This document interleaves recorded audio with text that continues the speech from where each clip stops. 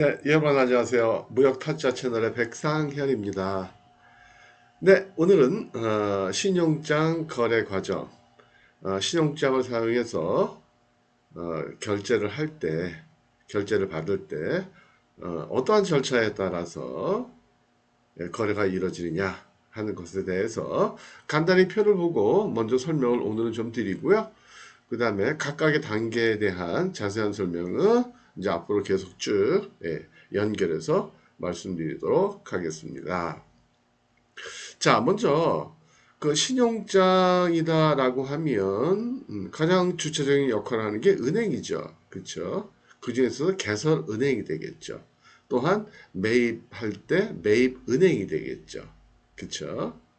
자, 그래서 그러한 은행, 그 다음에 또 중요한 당사자가 수출상과 수입상이잖아요. 그래서 수출상과 수입상, 그 다음에 개설은행, 매입은행, 이 관계에 있어서 어떻게 거래가 전개되느냐.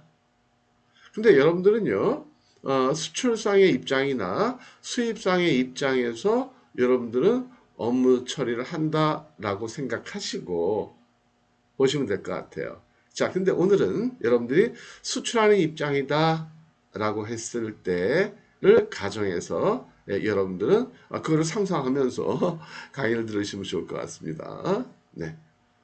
자, 절차를 보시면은요, 요 이제 번호를 한번 쭉 따라가 볼게요. 1번부터 보시면 무역계약 체결해서 개설 의뢰인, 수출상과 그 다음에 수입상이 맨 먼저 무역계약을 체결하게 되죠.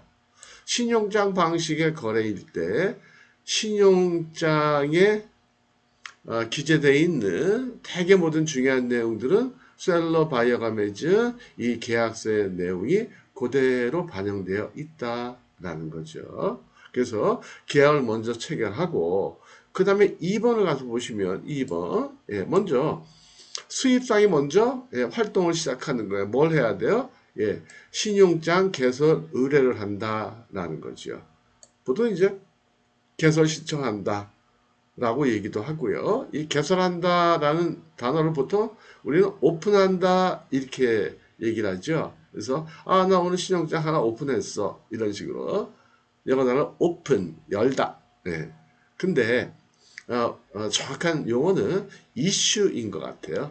ISSUE issue 보내다 발행하다 뭐 그런 뜻 있잖아요. 그죠? 어쨌든 그래서 은행에 개설 신청을 하게 돼요.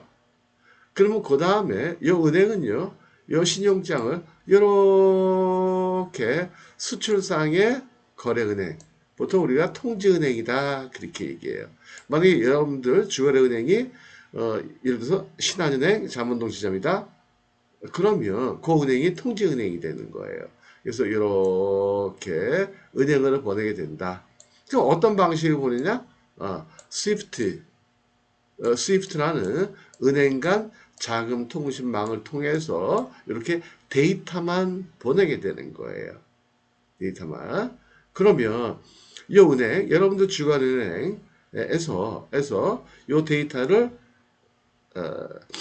자기 은행, 그러니까 신한은행 신용장 양식에다 프린트를 해요. 출력을 해요. 내용을. 그래야 도장을 찍어요. 도장을 찍어가지고 이렇게 4번 통지를 한다는 거죠. 어떻게 해요? 예, 은행에서 전화가 와요. 신용장 받아가세요. 라고 전화가 와요. 그 다음에 만약에 요 그 수출상이 대기업체다 뭐 삼성이다 LG다 뭐 그렇다라고 그러면 보통 이제 EDI를 설치해 놓고 은행을 저기 통해서 가서 직접 받아오는 게 아니고 여러분들 같으면 일반 중소기업이라면 전화가 오면 가서 직접 받아오시면 돼요. 수수료 내고 뭐 몇만 원 내고 받아오시면 되는데 아니면 EDI가 설치가 되어 있다 그러면 EDI에서 통지된 게 확인되면 바로 수출상이 출력해도 되겠다라는 거죠. 그 다음에 이제 신용장을 받았으니까 여러분들이 요 입장이에요. 그쵸? 요 입장. 은행에서 전화를 받았어요? 은행 가서 신용장 받아왔어요? 그럼 그 다음에는 다섯 번째, 이렇게 선적을 하면 된다는 거죠. 신용장에 보면 언제 언제까지 선적해라 라고 써 있잖아요. 근데 그 선적 날짜는 어디에 원래 기재되어 있던 거예요? 여러분들이 수입상을 맺은 계약서에 써있는 날짜 그대로 반영되어 있다는 거죠. 선적을 하면 그 다음에 이렇게 선적서를 준다라는 거죠. 이때 선적서류 대표적인 게 뭐냐면 BL이에요. 예, BL을 준다.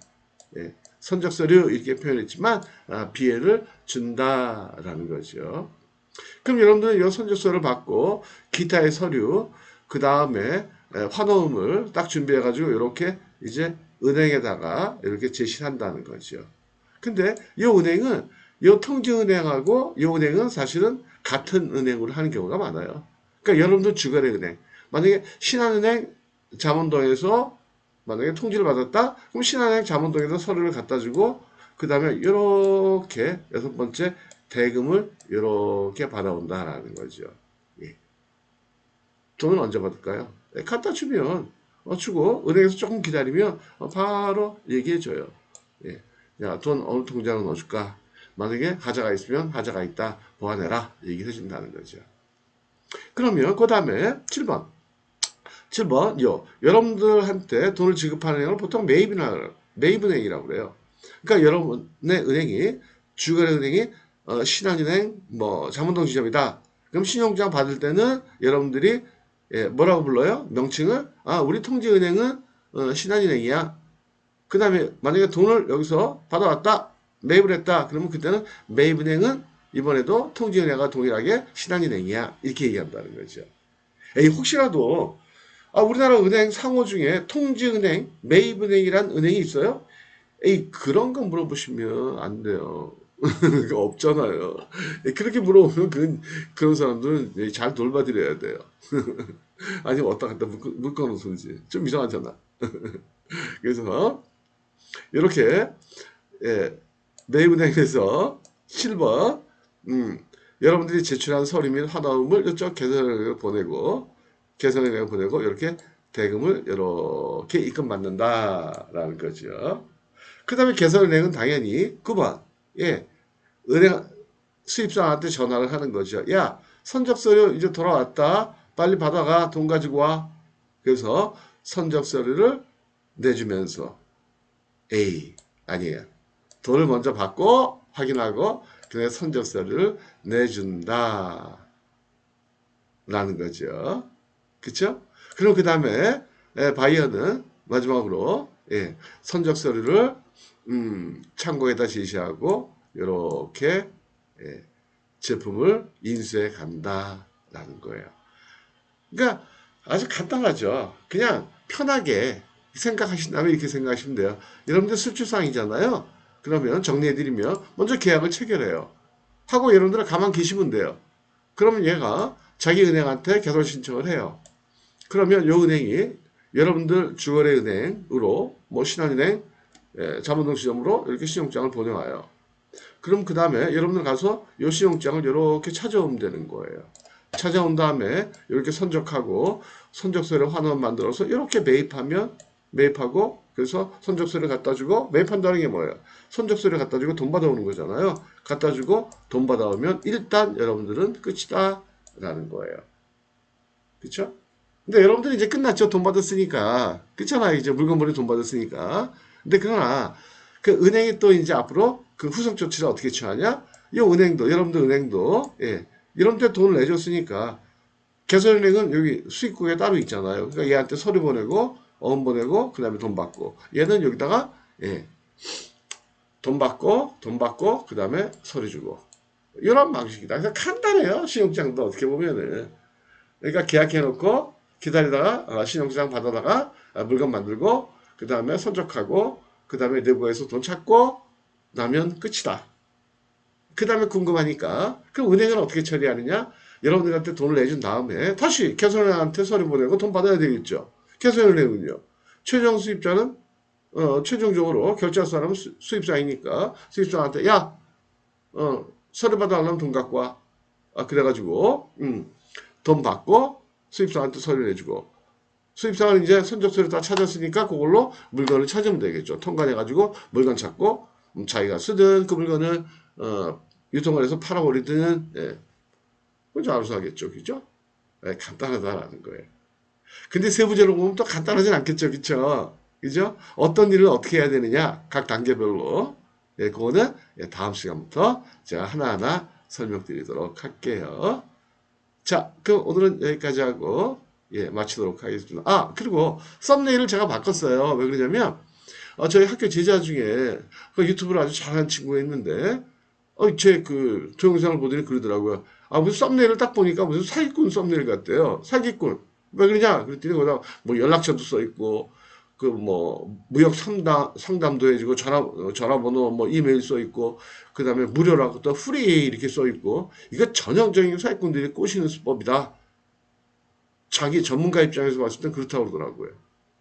그 친구가 저한테는 이제 제자지만 그래도 그 친구가 유튜브는 전문가 아니에요.